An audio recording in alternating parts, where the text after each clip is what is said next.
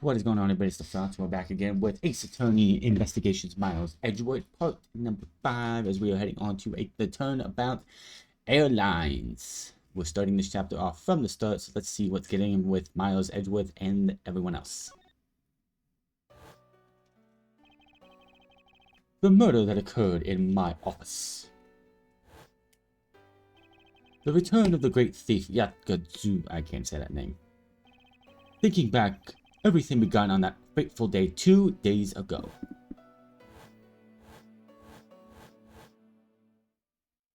Okay, we're gonna do this, really?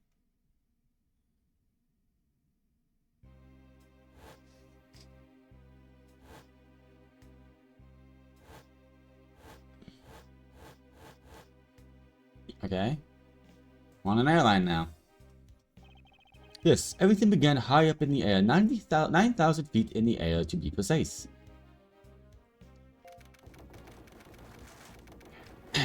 Thank you for flying. We are currently experiencing some slight turbulence.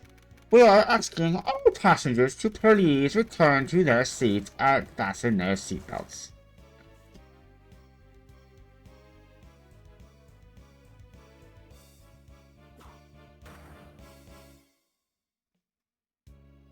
Some wine got spilled. Banging music, though. March 12th, 6:13 a.m. Flight 1 I-390, first floor lounge. I just noticed something. Give me a second here. It's easy to go down just a wee bit. There we go.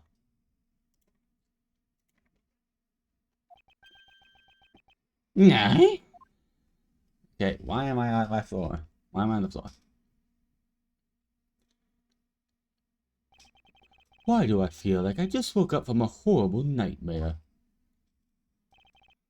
6:13, huh? Guess I was out cold for about 10 minutes. Ha! Slight turbulence indeed. Ladies and gentlemen, we are currently experiencing some slight turbulence. For your safety, we ask that you return to your seats and fasten your seatbelts. I suppose turbulence is to be expected on a flight. Yeah, but not that much. Though, admittedly, am less than comfortable with anything resembling earthquakes.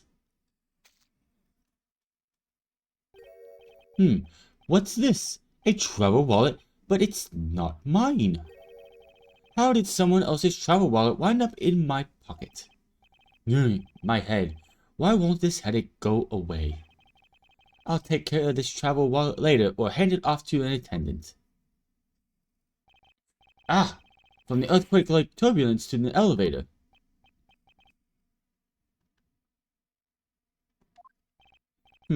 What am I doing hesitating like this? Actually, I knew full well why I'm hesitating. It was when I was still but a young child. Are we really going back in time? I was caught up in a murder that happened in the elevator. But how long am I going to let my past haunt me? I don't know. People do that a lot. They let their past haunt them for a very long time. It's just an elevator. I'm a grown man now. I need to behave like one.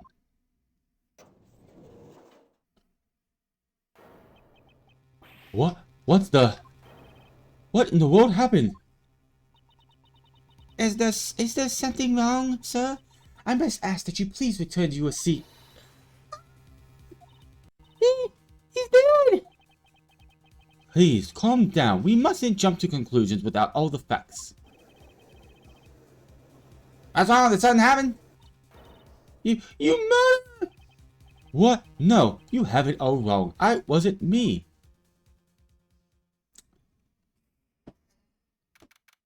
So, March 12th, 6:41 a.m. Flight attendant I-30, flight 1 I-390, second floor, first class.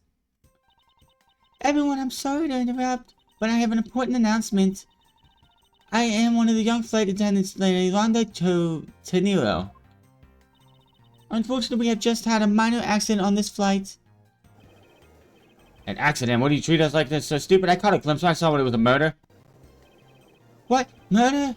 What? What's going on the flight? Everyone, please calm down. There's no reason to panic. This flight will stay on course and make its scheduled landing. We are still currently in the middle of a rough patch of turbulence. So until we're out of this area of turbulence, I ask that you please remain seated. But someone was killed, right? I mean, how are you going to be asked to let off on a plane that's in the middle of flying? Please, there is no need to feel threatened. We have already apprehended the culprit.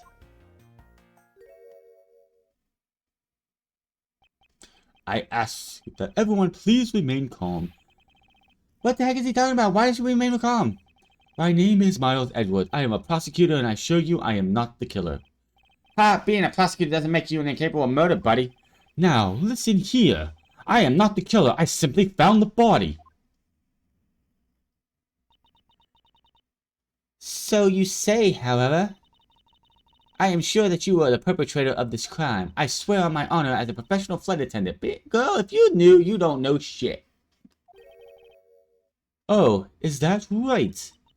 I know what I saw. And there was very strong incriminating evidence to back me up. What kind of incriminating evidence is she talking about? We've already alerted the proper authorities at our destination. Until we land, you remain in your custody, the power vested in our captain. I'm very sorry, but please understand our situation. Your situation? I'm more concerned with mine and the direction it's going in. I'm not about to just sit idly by and get accused of murder. Miss Tenero, is it? Yes. I was wondering if you might give me a chance. A chance to do what? A chance to plead my case. And a chance to ask what you meant by incriminating evidence just now. To accuse a passenger of such a grave crime without allowing him to get a proper defense? Can that professional flight attendant inside of you really call this action righteous? You have a point. Very well, I'll listen to what you have to say. But be very wary of what you reveal. I'm afraid you'll only look even more suspicious if your explanation fails to satisfy. It's time to deal with all the quick, buddy. Please make it quick.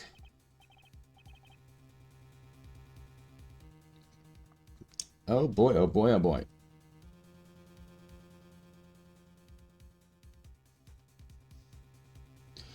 Of course, as you wish. Good, very well, then let's get started. I know for a fact that I didn't kill this man in the elevator. What I don't know is what sort of evidence she has up her sleeve. But I'm certain it doesn't fit with how the crime really occurred. Okay, before we get started with this one, I'm glad that I don't know who the actual killer is. I do think that's a lot better than like, hey, this is what the killer is. You have to show everyone why he's the killer or this person's the killer. It could just very, very well be this woman right here, but we didn't see in this that the person was a killer. The only thing we saw, or I saw, was a black room and a door open, a figure come through, and that was it.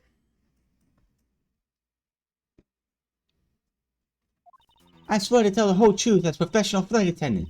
Unfortunately for you, Mr. Edgeworth, I am certain you were the killer. The scene I saw in front of the elevator. It was you standing there and fresh blood dripping off the murder weapon. So, if you would please cooperate, we'll turn over just as soon as we land. I'm sorry, what? That's it? That's her evidence? I don't think you could ask more for a permanent witness testimony. Wouldn't you agree, Mr. Edgeworth? Not really. It's hardly perfect when there's a gaping hole in it.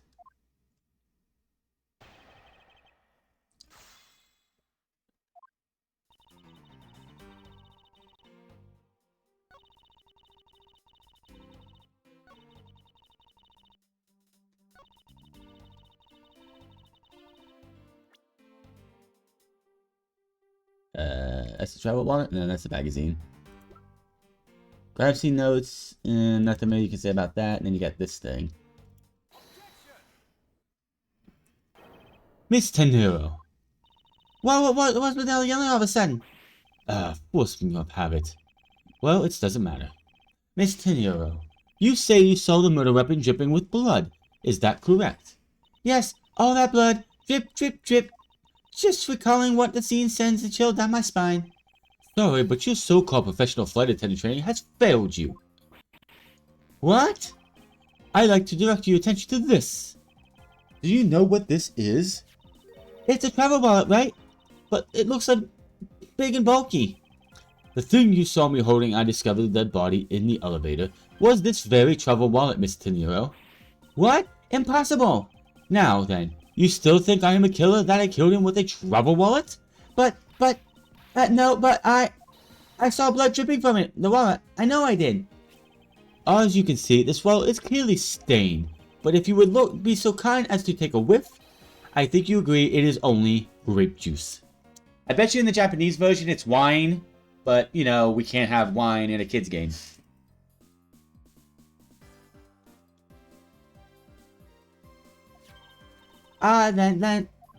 That's right. You mistook grape juice for blood. Again, how are you going to mistake grape juice for blood? Blood is red. Grape juice, as far as I know, is either white or purple. So, something tells me that this was supposed to be red wine in the Japanese version, and they translated it to grape juice for whatever reason. The murder weapon dripping with blood does not, in fact, exist. No! There, that should clear up the pressing accusation. Wait, just a second. That is... I mean, even a wallet could be deadly if it was wrapped around something heavy. I demand that you show me what's inside, please. She's trembling and the tacked on please at the end. Sounds like I got her. There's no need to look inside. Even you can tell from the appearance that it's light. No, I can't be sure of anything until I see the contents of the wallet myself. She's a persistent one. I suppose we have no choice but to see what's inside. Miss Tenero, if you would be so kind as to open the wallet and check its contents for me. Alright, I usually don't pry in the passengers' belongings, but we have no choice here.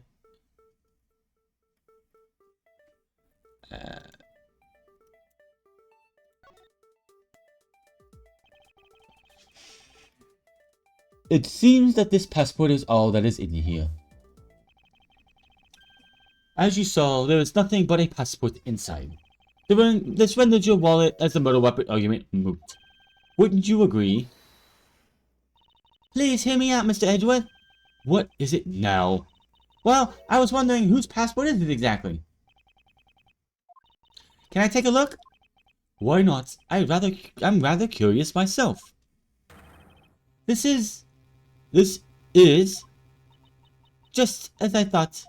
This travel wallet belonged to Mr. Akabe Hicks, which makes this the victim's property. Okay. You stole the victim's wallet, didn't you? How dare you? You said it yourself. You claimed to be holding the wallet in your hands when I found you. I would be getting very pissed off too. Perhaps I didn't misconstrue this wallet for the murder weapon, but it seems that it wasn't wrong about who the culprit is.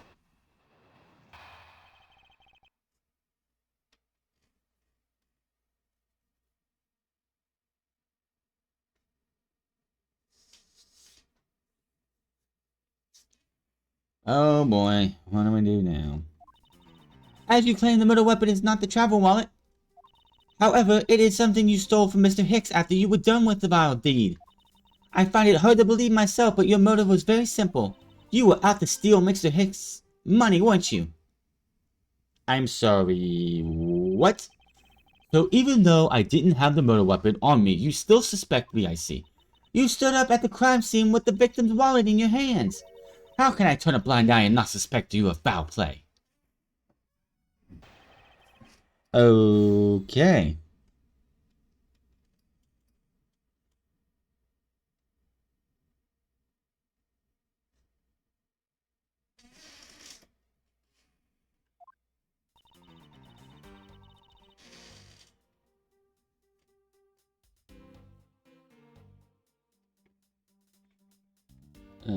Do I have the crime scene to be able to do anything?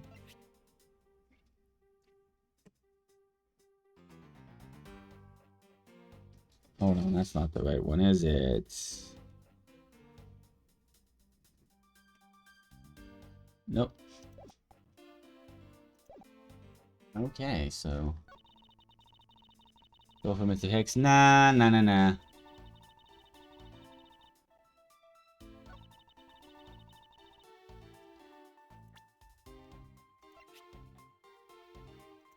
Projection. I wonder if you might get a word. I wonder if I might get a word in, Miss Tenero. What is it now? Miss Tenero, I wondered if you noticed the contradiction with your own testimony. What are you talking about? It's simply impossible that the motive for this murder was monetary theft. One glance at the crime scene should told you that. What about the scene would prove that the motive for the murder is not for money? I mean, all the money on the ground? If I may direct your attention to the things strewn all over the floor. Ah, that's right. The floor is covered in bills and coinage. By your rational, these were the very things the killer was after. Ah! I think we can assume that the wallet fell during the victim's struggle with his killer, and I would think that the killer would notice something like money scattering everywhere. Furthermore, as you can see, there is no effort made by the killer to gather the money. But, the wallet! Yes, the wallet. You also recall that the only thing in it was Mr. Hicks' passport. Ah! If you're really insisting that it was a crime based on greed, then you're claiming that it was all for an empty travel wallet. Forgive me, please. Hey, what the heck? Are you saying that the intendant's wrong? So this guy isn't the killer. Ah, don't believe it. It's a trick. Will you all please be quiet? Miss Tenero. Yes? You lost your cool when you saw the dead body. Plus, the lounge was dark and looking into the light from the elevator. It's easy to see how you mistook the wallet in my hand for the murder weapon. I take no offense that you thought that I was the killer. Mr. Edgeworth? Thank you for releasing me. A bunch of symbols. What is it now? A bunch of symbols. Miss Tenero, if you could please translate, I'd be so much obliged. It sounds like Bulgarian, but I don't understand any of it. There's another attendant on the flight who... I said that he's giving the runabout. I don't require an interpreter that speaks English just well, see? You, the attendant. Yes, sir? I want this person to be under arrest until we arrive at the airport. He's the killer.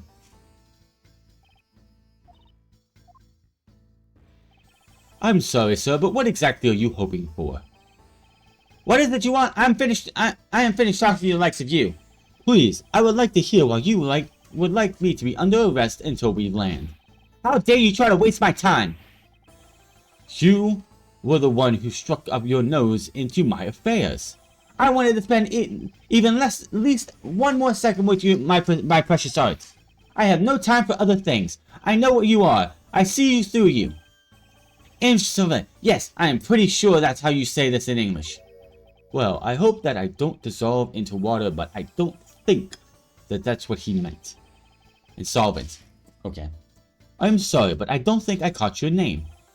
I am Zing LeBlanc II. I am a very wealthy man in Borginia. I am not the ordinary rich man. I am a rich dealer and a rich seller of beauties. Miss LeBlanc, what did you mean just now? Pardon? When you said that Mr. Edgeworth was giving you the runabout. I have to explain. Unbelievable. I say it once and only once. I do not have a second to waste time and money, as they say. Yes, and yet you continue to blather on. I saw it. Yes, I did. I saw the victim go onto the elevator, going down the lounge. And that is exactly at 6 o'clock. And what is the significance of that time? At 6, he says. Wait, you saw him at 6? Ah, what's the matter, Mr. Edgeworth? I understand. I see. Mr. Attendant, what time did you discover the body? Well, it was a little after that patch of turbulence, so I would say about 6:15. Ah. Hicks. His name, was it? Then I say that Hicks was killed in the 15-minute time span. And the only person in the lounge at that time was the prosecutor, yes. Yeah, it was my seat. I was in my seat the whole time. Me too. I was watching a movie, enjoying the glass of grape juice. Supposed to be wine. I was still eating, still haven't finished my yet. Oh, good grief. The other passengers have no alibis. So you have no problem with them, I suppose. Dude, you're the killer. It's obvious as day. Question is, why'd you kill him? I will go over that, of course, at the end. No complaints. I see not a single word against this, right? I have no way of discounting what you have put forth at this point, but it wasn't me.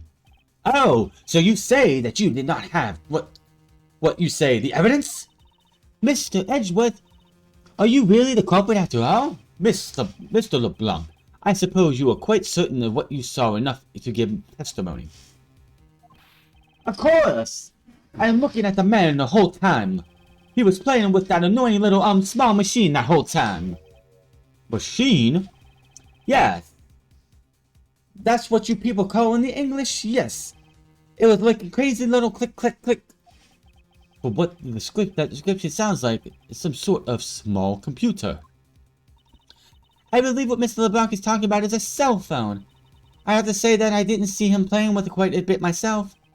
A simple cell phone, a laptop, or an organizer, I could see that, but that kind of low budget? I hate the noisy little machine in his hand. Not a fragment of beauty, all his production is ugly sounds. Anyway, I know what I saw.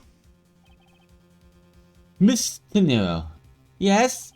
I was wondering if I might be granted permission to examine the crime scene. What?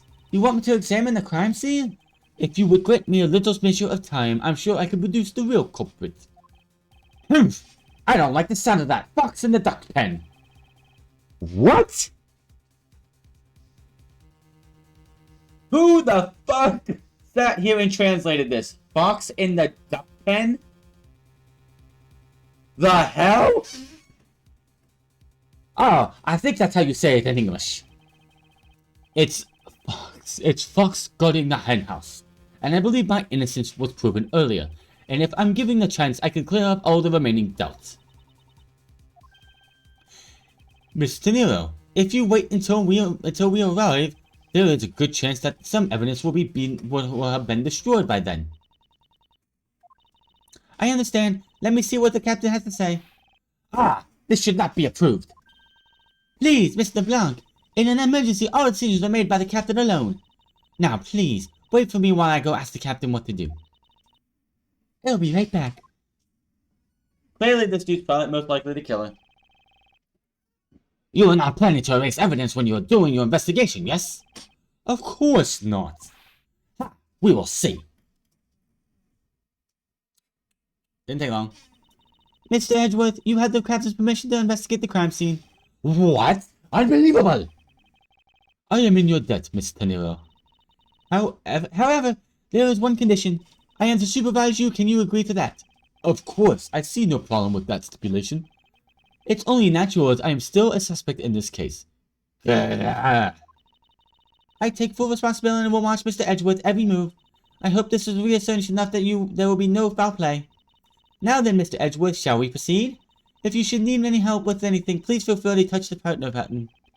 It is time to head to the scene of the crime. Time for the first floor round.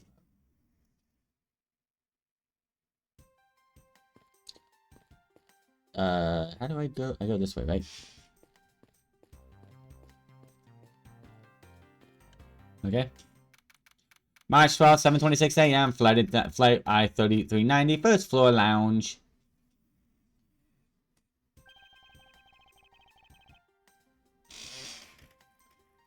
I think that is a good way to end this episode. Hit that subscribe button, comment down below, like or dislike this video, and I'll see you guys on the next one.